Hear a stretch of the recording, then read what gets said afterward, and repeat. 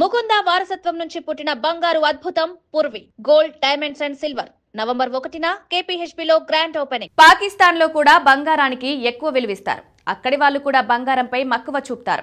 అయితే రీసెంట్ గా పెరిగిన బంగారం ధరల ఎఫెక్ట్ పాకిస్తాన్ పై మరింత ఎక్కువ పడింది.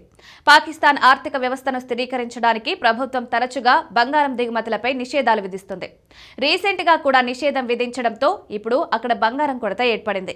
దాంతో పాకిస్తాన్ లో బంగారం ధరలు విపరీతంగా పెరిగాయి. భారత్ లో ఈ రోజుకి 24 క్యారెట్ల నాణ్యమైన 10 గ్రాముల బంగారం ధర 1,28,150 రూపాయలు ఉంటే పాకిస్తాన్ లో 10 గ్రాముల 24 క్యారెట్ల బంగారం ధర 4,33,000 పాకిస్తానీ రూపాయలు ఉంది.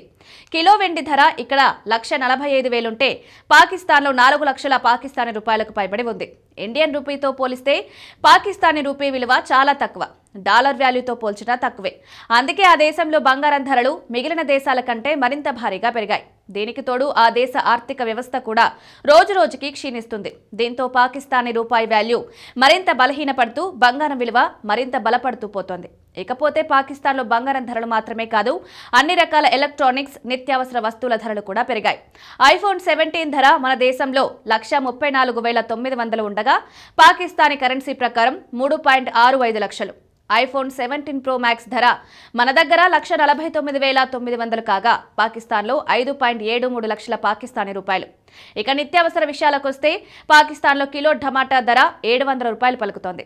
భారత రూపాయితో పోలిస్తే పాక్ రూపాయి విలువ 0.31 పైసలుగా ఉంది. ఇతర కరెన్సీలతో పోలిస్తే భారీగా పడిపోతుంది. దీనివల్ల దిగుమతి చేసుకునే వస్తువుల ధరలు విపరీతంగా పెరుగుతున్నాయి. దాంతో బంగారం నుంచి టమాటా వరకు అన్ని రేట్లు ఆకాశాన్ని అంటుతున్నాయి.